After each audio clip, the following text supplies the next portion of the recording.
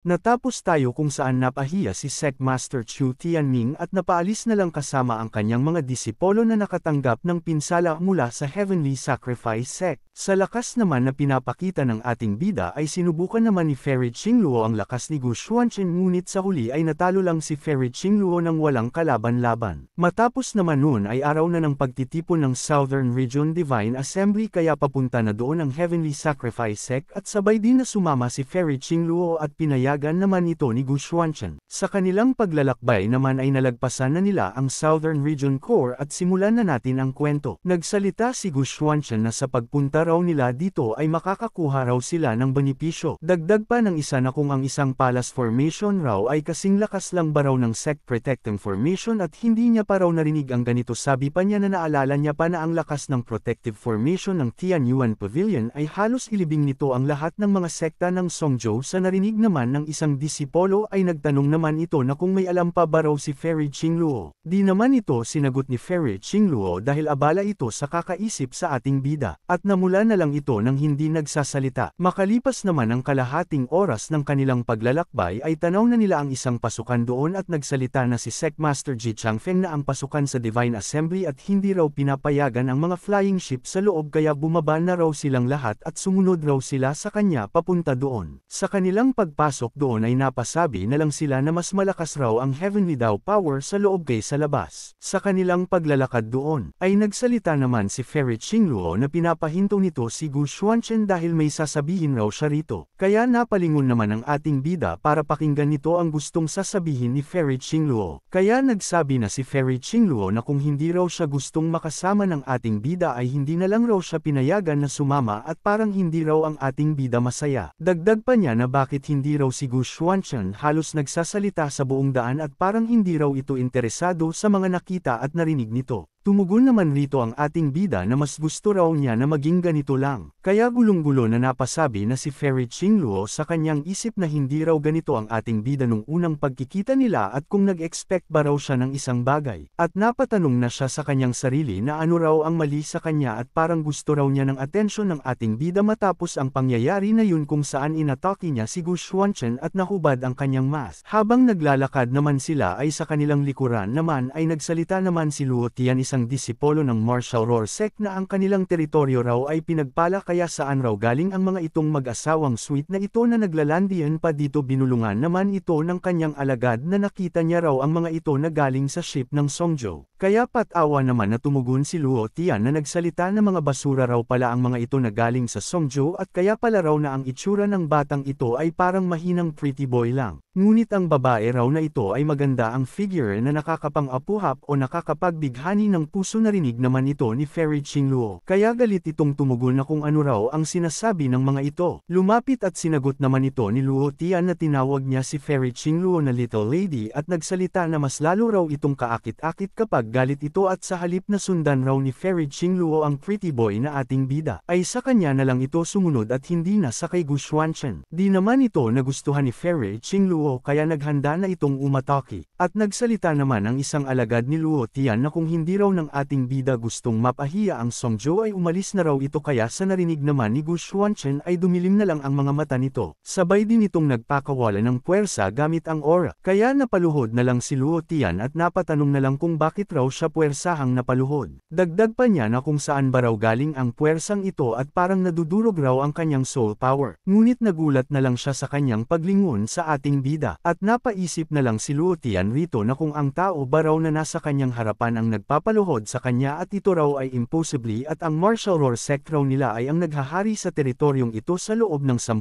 taon at sa buong sekta raw ay wala pa raw nakagawang makatapat sa kanya kahit na ang Songzhou maliban na lang sa kanilang mga elder. At paano raw ito nagawa ng isang pretty boy na ating bida na galing sa Songzhou? Nagsalita naman si Gu Xuanchen na nagsasalita raw si Luo Tian ng mga walang kwentang salita sabay din na na inatake niya na ito kaya napadora na ito ng laway at bumangga na lang sa mga sahig doon at nagpatuloy lang ang katawan ni Luo Tian na tumatanggap ng pinakawalan na atake ng ating bida at kung saan-saan na lang siya tumatulsak o bumabangga. Kaya napasabi na ang nakakita rito na ang disipolo raw na ito ay binogbog lang ng taga Songzhou nang walang kalaban-laban. At sinalo na nga ni Luo Tian ang huling atake ni Gu Xuanchen. Kaya ito'y bumagsak na lang sa sahig at napasigaw na lang sa sakit at nangamba naman ang mga alagad nito. Habang nilalapitan ng alagad ang kanyang boss na si Luo Tian ay may disipolo naman doon nakakadating lang kaya ito'y nagtanong na kaya sinagot na ito ng isa na ang hangal raw na disipolo ay nagmayabang ng kung ano-anong salita at sa huli raw ay tinuruan lang ito ng leksyon ng taga Songzhou. Matapos naman nun ay napangiti na lang si Gu Xuanchen. Sabay sabi na hindi raw worth it na madumihan ang kamay niya ng isang hangal lang kaya umalis na raw sila rito. At may nilalang naman doon na nakatago lang at nagmamasid lang sa nangyayari at naghanda na ito ng aura. Habang napasukan naman ng dugo si Luo Tian at kinukumusta naman ito ng kanyang alagad, ay pinakawalan na ng nilalang ang kanyang hinandang aura at patungo na ito sa kay Luo Tian, at dumampi na ito sa leeg nito. Kaya nanlilisik na ang mga mata ni Luo Tian at napasabi na ito sa kanyang isip na tignan raw nila kung gaano katagal si Gu Xuanchen na magtatagal sa pagmamalaki nito ngayon at tutuperan raw niya ang galit nito sa kanya. Makalipas naman ng ilang oras ay nagtipon-tipon na nga ang iba't ibang puwersa. Nagtanong naman si Elder Mo Wuyan na kung saan ba raw nagpunta si Gu Xuanchen at kung may nakaharap ba raw ito na isang problema sinagot naman ito ng ating bida na wala raw.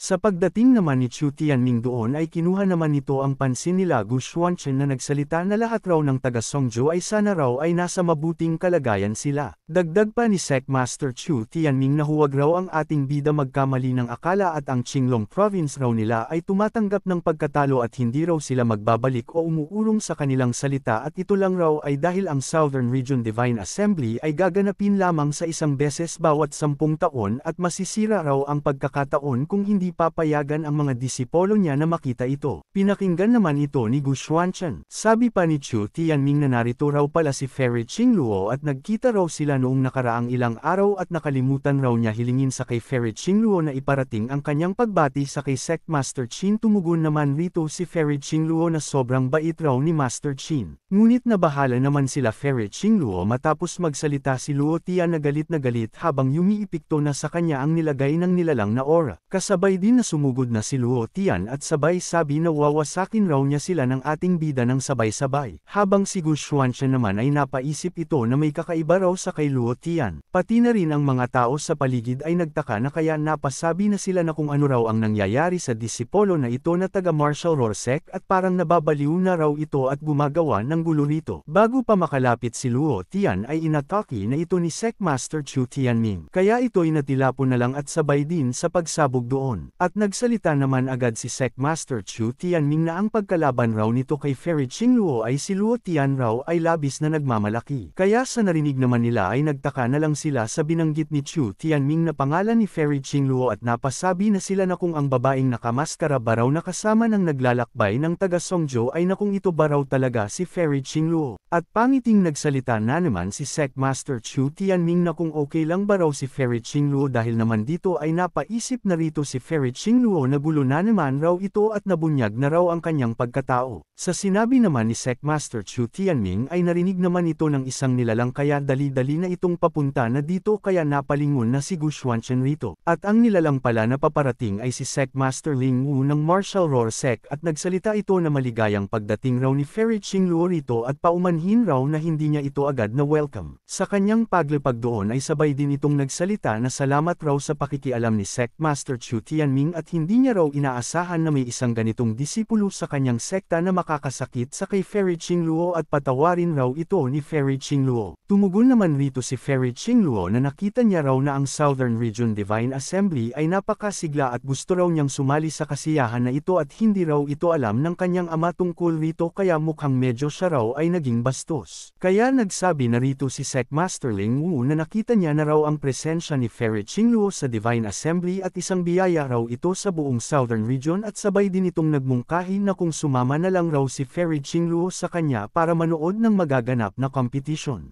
Magalang naman ito na sinagot ni Fairy Qingluo na ang bait raw talaga ni Sect Master Ling Wu ay kung pwede lang raw ay gusto niya raw na sumunod rito at matuto sa kay Sect Master Ling Wu. Ngunit sabay din itong nalungkot na lang at napaisip na sa mahabang panahon raw ay ang maselang balanse sa pagitan ng Dragon Ancestor Hall at ng iba't ibang estado ay napapanatili at hindi lang raw sa dahil sa takot ng ibang estado sa lakas ng Dragon Ancestor Hall kundi dahil rin sa Dragon Ancestor Hall na laging nananatiling neutral. At kung siya raw ay mananatili sa koponan ng Songzhou sa harapan ng maraming tao ay hindi raw maiiwasan ang mga haka-haka na ang Dragon Ancestor Hall ay nakikipagsabuatan sa Songzhou at maari din na masisira nito ang reputasyon ng Dragon Ancestor Hall. At saka raw ay magiging sanhi rin ito na pagtutuunan ng pansin ng mga koponan ng iba't ibang estado ang Songzhou na pwedeng magdala sa ating bida ng mga problema.